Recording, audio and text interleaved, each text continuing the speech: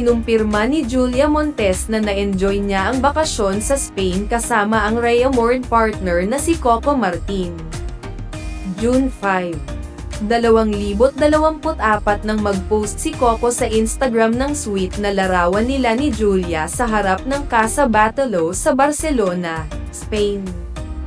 Tinag ni Coco si Julia at nilagyan ng heart emoji ang caption. June 7 nang i-post ni Julia ang isa pang litrato nila ni Coco na kuha rin mula sa Spain. Nakatag din si Coco sa post. June 9 ay nag-post uli si Coco ng litrato nila ni Julia na magka-holding hands sa tapat ng pamasong Sagrada Familia. Kinilig ang Coco Jules fans, pati mga artista tulad ni Navong Navarro, Dimples Romana, Isabel Oli Prats, E.A. Guzman, at Jake Cuenca ay nagkomento ng heart at love-struck emojis bilang pahiwatig na natuwa silang makitang magkasama ang low-key couple. Tinanong ng source si Julia tungkol dito nang makapanayam siya sa 7th Eddies Awards Night, na ginanap sa Grand Ballroom ng Marriott Hotel, Linggo ng gabi, July 7. Masaya dahil busy din naman siya. Deserve niya rin ang makapagpahinga, sabi ni Julia. Dagdag niya, makapagsimba rin. Yun yung isa sa na-enjoy namin. Sang-ayon si Julia na nagiging mas solid ang isang relasyon kapag magkasamang nagtra-travel sa labas ng bansa. Oo, kahit na siguro sa barkada kapag nagkakasama kayo out of the country, out of town, dun mo mas nakikilala. Masarap lang na kahit papaano sa busy natin. Lalo na siya sa Batang Quiapo dahil ang dami niyang hats na pineplay, nakapagpahinga siya kahit papaano. Yun, blessed kami na kahit paano nagkaroon ng bakasyon. Nanalo si Julia bilang Best Actress para sa pelikulang 5 Breakups and a Romance.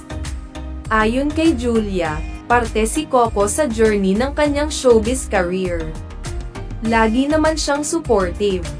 Lahat naman siguro ng napuntahan ko ngayon, narating ko ngayon, parte naman siya. Una ang walang hanggan, siya ang nakasama ko dun. Hanggang nung nag-e-extra kami ang magkasama. Parte rin siya talaga ng naging journey ko. 13 taon na ang nakalipas mula nang una silang magkatambal sa Kapamilya primetime series na walang hanggan. Sa tanong kung may proyekto na pwede silang pagsamahan, bukas dito si Julia. Aniya, abangan ninyo, marami kaming surprises ngayong 2024. So abangan ninyo. Labis ang pasasalamat ni Julia sa pagkapanalo niya bilang Best Actress sa 7th Eddies. Hanggang ngayon hindi ako makapaniwala. Sabi ko nga, never naman akong umasa. Nag-e-expect kapag ganito, kasi ma-nominate ka lang or masabi lang na, napanood ko, gusto ko yung ginawa mo dun, yun palang reward na yun, Yung nangyari ngayong gabi, sobrang overwhelming for me. Parang nagkaroon ako lalo ng drive na gumawa pa ng mas marami pang film, serye para ma-share kung anong mayroon ako. Nominado rin si Catherine Bernardo sa kaparehong kategorya para naman sa pelikulang A Very Good Girl. Nagkatrabaho sina Catherine at Julia sa remake ng Mara Clara noong 2010.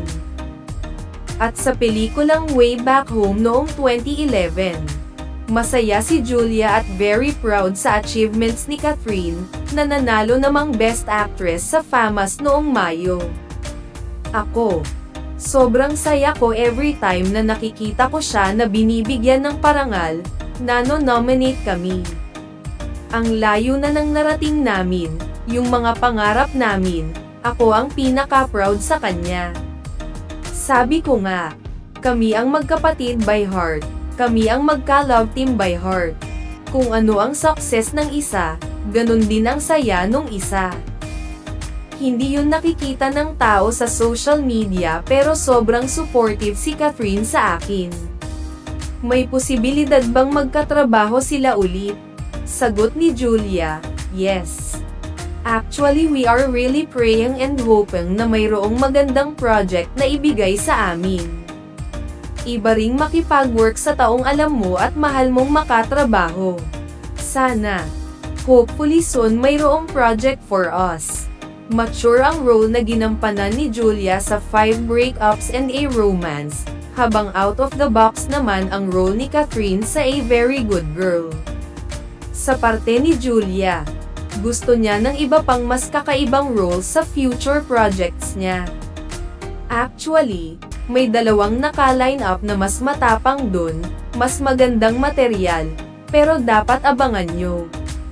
Actually, open ako sa challenges, and siguro yun kung bakit lagi kong nababanggit sa speech ko si Sir Deo kasi yun ang tinuro niya sa akin.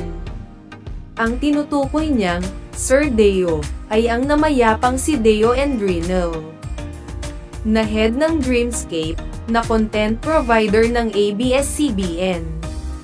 Every time na may challenges, huwag kong i-close ang sarili ko sa box, maging open ako, kasi sobrang takot ko talaga. Yun ang problem sa akin. Pero sa nangyari ngayon, parang na-realize ko na kailangan ko talaga open ang mga bagay-bagay para masarap ding magtrabaho palagi. Kumpirmado ring magbabalik telebisyon si Julia sa Kapamilya Channel.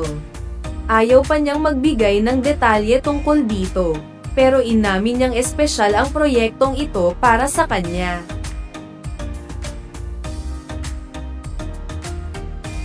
Yes, super excited.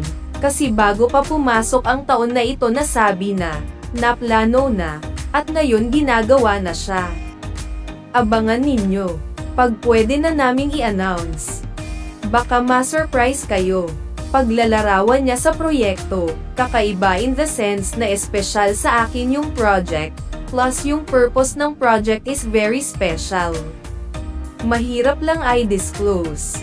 Pero yun ang dapat abangan kasi marami siyang activity more than the series itself. Sa magandang itinatakbo ng kanyang career at masayang relasyon nila ni Coco. Masaya at kontento sa buhay niya si Julia. Sobrang saya ko sa lahat ng anggulo ng buhay ko. Sa lahat ng blessings, sobrang blessed ko and sobrang happy, nakangiting pagtatapos niya. Huwag kalimutan mag-like, share, comment at subscribe sa channel na ito for more showbiz updates.